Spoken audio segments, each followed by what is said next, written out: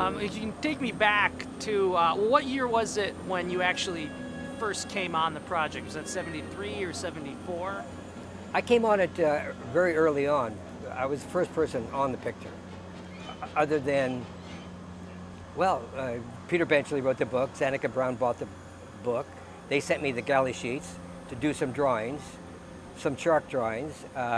Stephen wasn't yet committed to the movie, but we were friends, and I was friends with Dick Zanuck, and it looked like he was going to do it. And they just wanted me to do some big charcoal drawings based on the book to show the studio the activity of the shark. And then we would decide if we could do it with real sharks or we had to make a shark or whatever.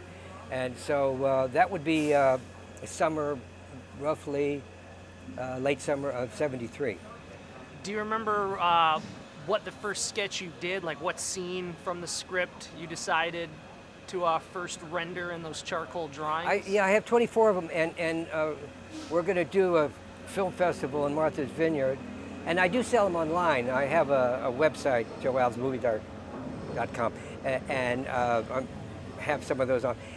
There's a couple. There's one that's probably sort of funny. It's a little Kittner boy on the raft, and I have the shark coming up and with his kids in his mouth. We didn't do it that way, but it always gets a laugh because there's a big shark with a little boy in his mouth. We did something a little tamer than that. When you were first reading the script, were you excited, or was there kind of like a "how are we going to pull this off" thought in your mind?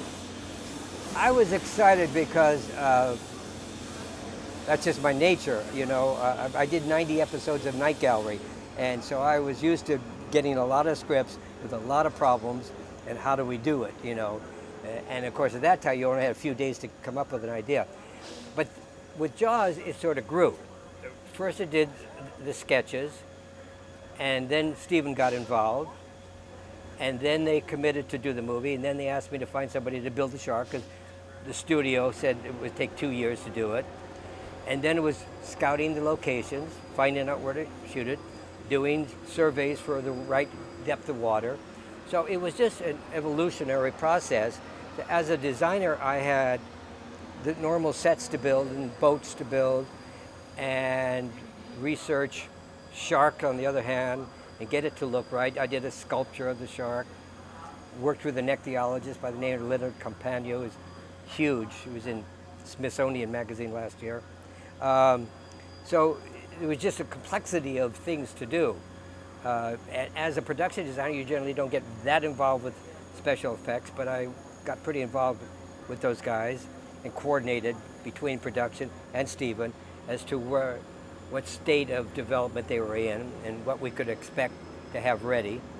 And then when we were at Martha's Vineyard, then we were sort of embedded there, and then working with the locals. I basically used most of the local people to build sets and things. And so it was just very, very busy. And when I wasn't building sets, I was doing the storyboards. It was a very, very small crew.